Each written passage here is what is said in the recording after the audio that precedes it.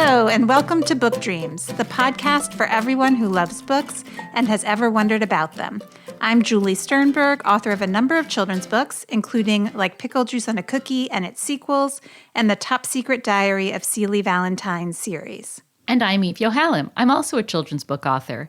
My books include The Truth According to Blue and Cast Off, The Strange Adventures of Petra de Winter and Bram Broen. In each episode of this podcast, we consider a book-related question. And in this episode, we consider what's it like to collaborate on a book? What are the pros and cons of collaborating? And what do different kinds of collaborations look like? Not that we have a personal stake in this, topic or anything. Not that we're desperately trying to figure out what book or books we could collaborate on, for example. Exactly. I'm really excited about this episode because we talked to two different teams of writers who are working on such radically different books in such different ways. So it was really interesting to have both of these interviews and be able to compare them. Absolutely. One is a memoir that a mother and daughter collaborated on together. The other is a love story novel that was written by two collaborators who had never met before they started working together. The first book we're going to talk about is the mother-daughter memoir. Lan Cao and her daughter Harlan wrote A Family in Six Tones together. It's a memoir about their relationship and family history. Lan was a refugee from Vietnam. She came here when she was 13, and the book is in part about her experiences as a refugee and how the trauma she survived has impacted her as a mother. At the same time, it's also about how those experiences have shaped Harlan's life. So really fascinating. Lan is the author of the novels Monkey Bridge and The Lotus and the Storm. She's a professor of law at the Chapman University School of Law and has taught at Brooklyn Law School, Duke University School of Law, University of Michigan Law School, and William & Mary Law School. Harlan graduated from high school this past June 2020, and is now starting as a freshman at UCLA. We started the interview with me noting that I have two teenage daughters, and if I asked either one of them to write a joint memoir with me, I feel quite certain that they would say something like, ha, ha, ha, no, absolutely not. So I asked Harlan if she had any qualms about writing the memoir and what made her decide to move forward. Here's what she said. Honestly, I'm not a very good risk assessor. So when I first got the offer, I was more just like, okay, yes, cool, I'll do it. And then when I was 16, 17, I started realizing as we had to bring in editors and we had to bring in the law team, see if there's anything that's bad in there that could get you in trouble. So then it became real. Right. And during 15, 16, 17, your personality changes so much. So it's hard to tell which qualms I had came from just being at that age and being a girl or what came from the book. Right. How do you feel about it now? I look at the book and I honestly picture a lot of the arguments that I had with my mother over it. But, I think those 3 years anyway, I would have fought with her without the book. So at least having the book creates a purpose. Yeah. There's a reason for it, and we weren't just malicious toward one another. And I feel really happy about that. And a lot of stuff in the book we compromised over. There are a lot of allusions in there toward mental health, and not even just war related, right? Because, obviously the root here is the war, but it's clear it could be about anything. It's good to talk about it. Writing a book is always complicated and challenging, and it seems like it could be especially complicated and challenging to write a memoir with another person, and then even more complicated and challenging to write a memoir with another person that is about your relationship with that other person. So yes. I'm wondering, how did you navigate that process? We did fight, and we did fight over things that we normally would be fighting anyway, but now we're looking at different parts of our life. Different people have different perspectives, and it's both their truths. It's not like one truth overrides another. So I had to really learn to let go, because if she writes something that I don't agree with, it's nonetheless how she experienced it. So that makes it also complicated, because I think as a mother, you tend to want to direct your kid, right? You're still the conductor. Oh, yes. And in this case, do they have to play their own tune? Yeah. Yeah. Which is always a challenging part of parenting. Yeah. Yeah. Harlan, do you have anything to add, or did you have a different experience? Writing this book together, a lot of the arguments we would have would go off of the book and onto other stuff. It forces you to address things. I would say okay, well, I want to put this in. She goes, well, that's not how it happened. And I was like, well, it is to me. And then she would say, well, that's too private. I don't want it in there. And because I'm like 16 and like defined and everything, I say, well, then maybe we shouldn't write a memoir. What's the point of writing a memoir and then saying this is our life and we're honest, but you don't want to be honest? The fact is that there's this cloud of stress over us. Like there's a deadline, right? Like within a week, we have to decide what we're going to put in. We both have to write it. I'm already a procrastinator. I had school. I had like so much stuff going on with friendships and relationships and just, a relationship with myself, which is hard. But the book definitely helped us discover each other, even though we have a lot of stuff unanswered. That's normal because we're such different people. Right. So in terms of the writing process, would you each write a segment and then exchange them? How did the nitty-gritty of that process go? We knew what the book was going to at least look like because we did do a chapter by chapter outline for the publisher, even though we knew that we were not going to be held to it. So we had a general idea of what the other was going to write. And we did exchange it at one point at the beginning, but it didn't work out well at all because we fought over what was written. It was like, no, this is not what happened. And then we decided, look, this was just creating too many explosions and too many detours. So we decided we're not going to exchange at all until like after it's done, just to keep the momentum. Because, after each fight, the fights reverberate. So we decided we're just going to write and we're going to submit it to Wendy and to Ritzia, who are our two editors. And then, when the feedback comes back from somebody who's not your kid or your mom, I think you read the feedback differently. We did not go off of each other's feedback. It didn't work. It was funny because there's this thing in Google Docs. You can type in a name and see exactly which sections have that name in it. And I would look for my name and I would try not to read the sections. Obviously, like I would have to. But a lot of it was done by editors and lawyers and stuff. Honestly, I tried to keep my reading to a minimum, and then I'm just happy being surprised later when it's already out. I only read her chapters for spelling and grammatical stuff, nothing substantive, because if I tried to change anything, it became very turbulent and touchy. Neither one of us corrected each other's substance before we shipped it off.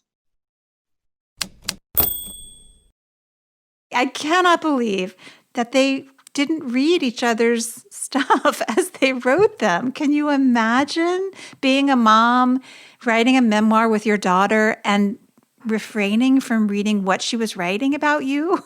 I know. It must have taken enormous self-restraint and enormous trust, right? Exactly. Respect, right? Regardless of your family relationship, just the desire to want to see and be able to have input in what someone else is writing about you and your family, I think would be very powerful.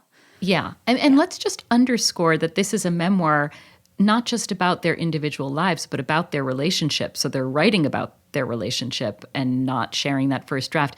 It might look like they're not actually collaborating, but in fact, they are. They wrote the outline for the book together. So they had the ground rules established together. And then they're collaborating by giving each other the space they need to do the work that they need to do. Right. And agreeing that whatever a third party said, they would abide by that feedback. So it is a collaboration by mediation in a way. Absolutely.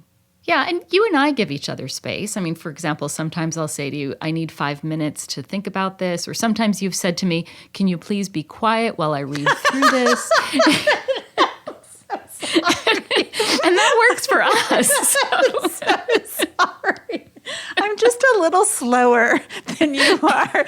Sometimes you get to a conclusion faster, and I need to ponder my way through a little bit. No, it's totally fine. It works for us. And I beg to differ about who's faster. Wait, can I just say one more thing? Please. Which is, we didn't note that in addition to all of the dynamics we just mentioned that would make it hard not to read the pages, there were also issues involving mental health that they're very honest about for both of them. And I think that too would make you feel all the more vulnerable about what someone was writing. Yeah. Absolutely. And the other thing that really comes across in this book is the love they have for each other and the closeness they share. Yeah. So after we discussed how the process worked, we asked Lan whether the act of writing affected her understanding of her life story. And we also asked Harlan the same question. Here's what they said. When you write, you have to shape the writing as a narrative. You have to shape the prose, and it alters how you remember something. Because if you're just stewing on your own, you're not necessarily consciously trying to take the other person's point of view into consideration. So in many ways, maybe you become more magnanimous about the experience. And Harlan, was that your experience as well as you wrote? Honestly, the book, it was therapeutic for me, but it wasn't like something that made me discover more stuff about my mother. It was more things that made me discover how I see her and how I see the world. I would have to really think about myself during that time because I didn't want to look back when I turned 19 in 1 year from now, which is not that long in the big scheme of things, and regret what I said and think, well, I see this totally different now. I'm just cringing at what I wrote. So I didn't only have to deal with my mom's going to read it, the world's going to read it, and it's about my life, but I also was very scared of changing my mind. Like writing about my mom to me was easy because we were so close and we spent so much time together. It was more about like writing about myself that was the hard part because I didn't want to hate it later. Yeah, that's fascinating. I hadn't thought about that particular challenge of writing about yourself during a time when you were changing so rapidly. That's really hard. Both of you have talked about being more than oneself. Can you tell us more about whether having a sense of more than oneself affected you as a storyteller? Jung talked about the shadow selves, and he believes that all of us have shadow selves that we are not even aware of. And I think having multiple selves are very natural for refugees too, because there are different identities that you show, right? Some parts of you are assimilated, some parts are not. I think being able to have those multiple shadow perspectives do help you as a writer because it helps your self-awareness and your observational skills. And I think being able to tap into all these different identities are very helpful as a writing skill. I think from like the psychological standpoint, even if you don't have the obvious shadow self thing, I allude to having like a detachment from myself. That's more of a coping mechanism. It's almost like a Russian nesting doll, like, you know, those that like have layers inside of each other. And each one is like a different age. So you're all ages at once. If you're like 50, then you're also 49, then you're 26 too. Because you don't just shed like one skin and suddenly just become more mature. And so I think when you write, especially a memoir like this, it was important to us to somehow create relatability. And I think by having that view of the world of lots of windows inside of oneself, it helps with that too. Lan, you talk in the book about the tension for refugees between needing to forget the past in order to move forward and the importance of remembering the past. Writing a memoir is obviously a process of immersing yourself in and preserving your memories. So why do you think you chose that route? And can you say a little bit more about the role of memory for refugees? My relationship with memory is both organic and intrinsic, and then strategic. So strategic really does require, if not forgetting the memory, even though that's what my father advised me to do, just forget about it and move forward and live in the present, which is a very Buddhist way of living life. I felt like I was parachuted into this country and had to develop a strategy very fast. For that strategic reason, I think it was good to set aside the memory if it interfered with functionality. But at the same time, from an organic standpoint, that memory is there because no matter how you sidestep it, it will speak because it does have its own voice. And you cannot suppress that voice. So I think memory is both sidestepping it where appropriate, and then looking at it, scrutinizing it, absorbing it, assimilating it, digesting it, where it is safe. Right, right. You've both written about the isolation that you've experienced and your efforts to contain your emotions. How does it feel to make your private selves public? The other day, actually like a week ago, my publicist, there's this whole group chat and this email, and they kept, they're always hinting like Harlan needs to start promoting it on her Instagram. And honestly, I wanted to, and I did eventually, but I really stalled on that because my whole Instagram is the people I went to high school with, and I don't see anything nice about them in the book. And it was so funny because a lot of them were swiping up like, oh my God, this is amazing. I'm going to buy it right now. And they sent me pictures of them ordering it and stuff like that. I'm thinking oh my God, well, there's nothing nice about you in there. So I'm sorry. But, I'm like, okay, thank you. Just buy it and don't read it. That'd be super cool.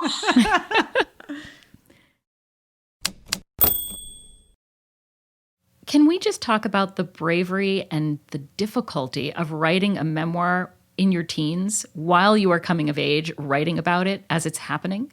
Oh my gosh. I can't even imagine. Think back to when you were a teenager and how much more you cared about what people think of you than you do now. It's not that I don't care what people think. Of course, I still do. But those emotions were so raw and powerful back then. And knowing that you've put something out in the world and that other people will be reading it, that's really brave.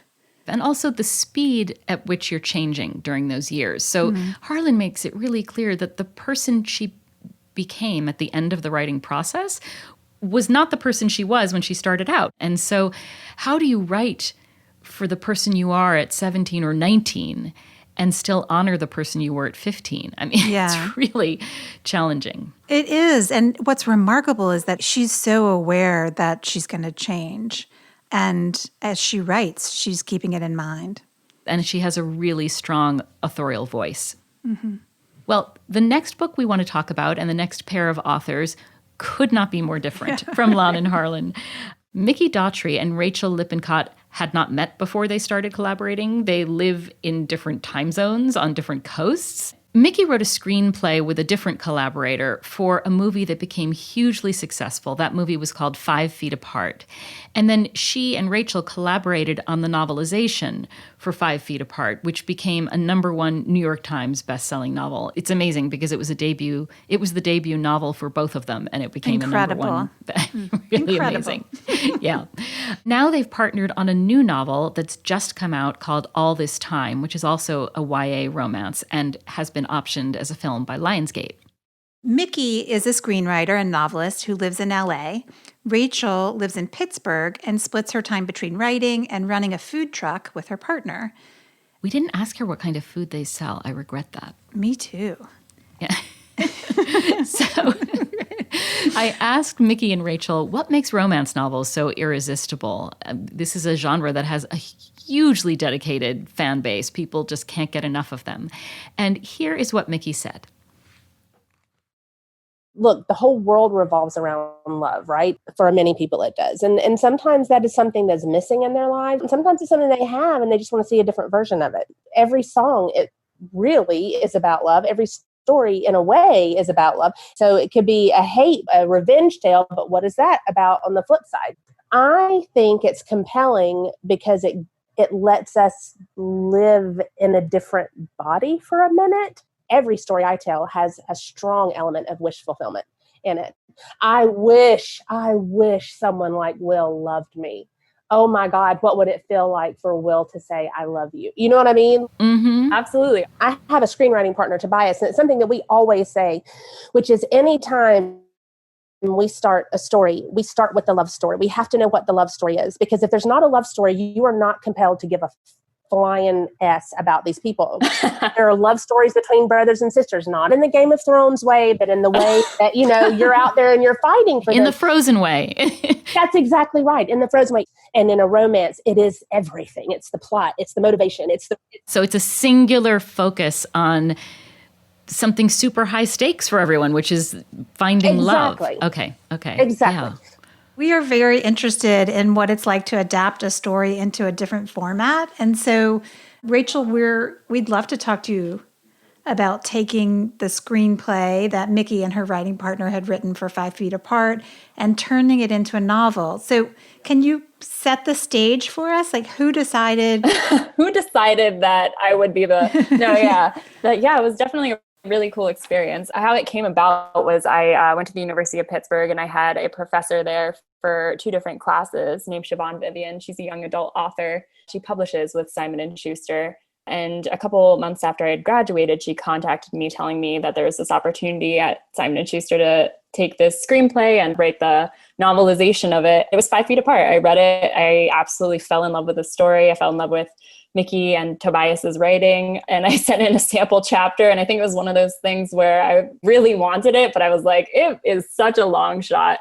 So it was a bit of a miracle when I got selected to do it. But yeah, it was definitely a really great experience.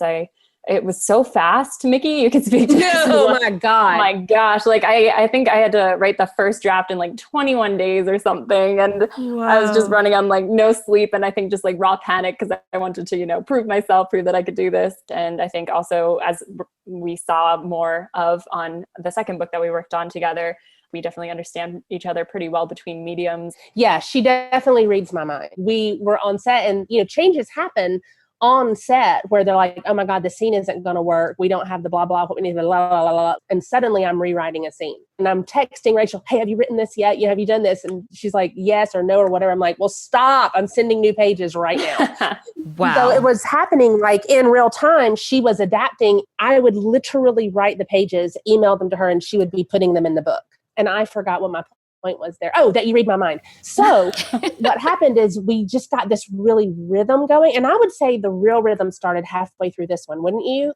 Oh, I totally agree. We were doing the same thing. We thought, oh my God, this worked so well with the 5 Feet Apart. Let me just write the screenplay for all this time in the screenplay format because I know what I'm doing and I'm in there. And so, but I wrote a much beefier version and I would have notes like, here's why, and he's feeling this and da, da, da, da, da. So she took that and ran with it.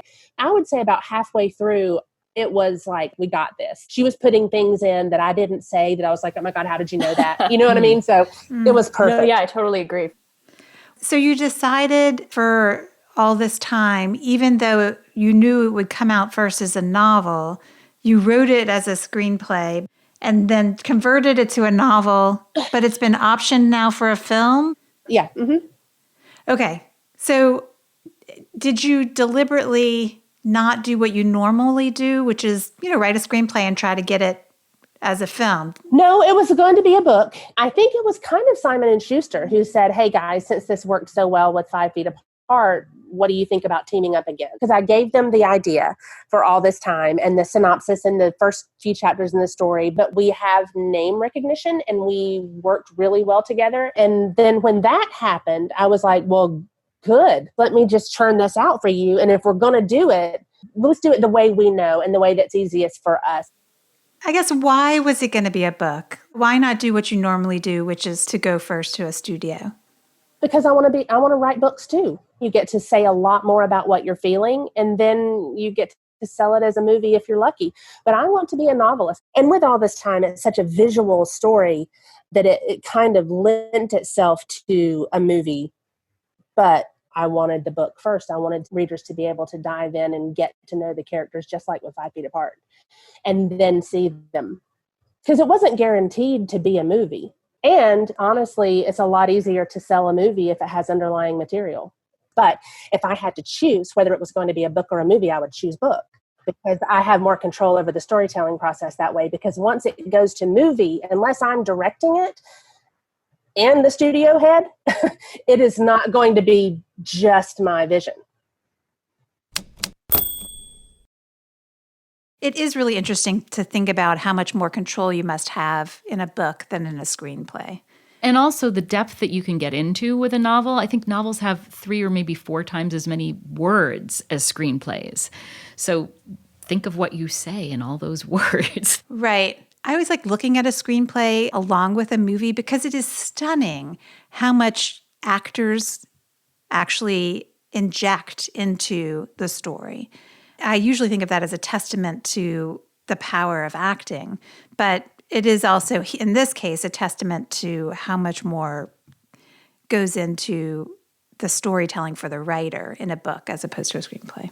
Yeah. And then, of course, also in movies, you have the rest of the creative team, right? You have the director and the cinematographer. And how much are you getting just by the visuals of what you're looking at, in addition to what the actors bring to the script? Yeah. I don't think we've even mentioned what for me is the most exciting part of the whole screenplay aspect of this interview. Oh, which yeah. is Why don't you share that, Julie? I'm going to tell listeners, guess what screenplay Mikki is working on now? It's the sequel to Dirty Dancing. It is really, really, really exciting.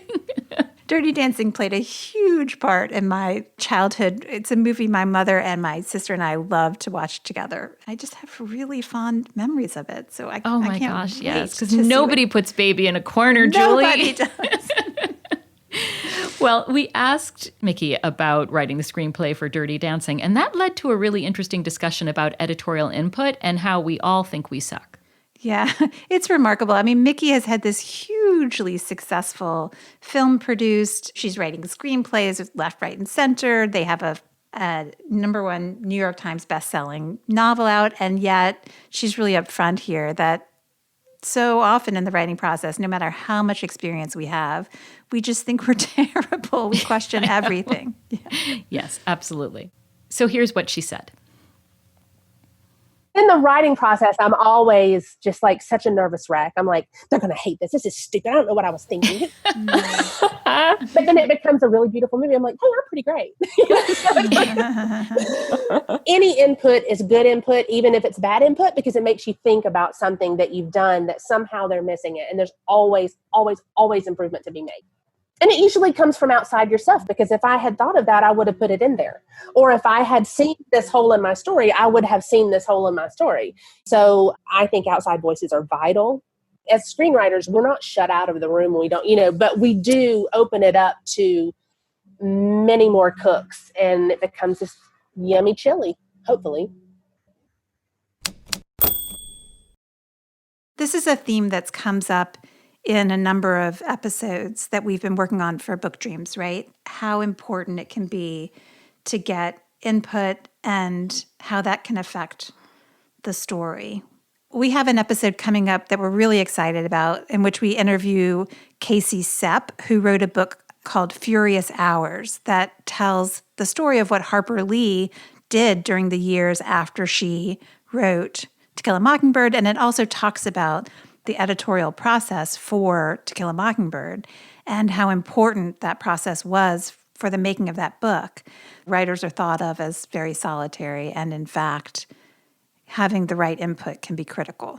It's essential. Something I used to tell my students was, you've never read a single book that hasn't had input from other people, that hasn't had an editor's eye on it, that helped the writer make it a better book.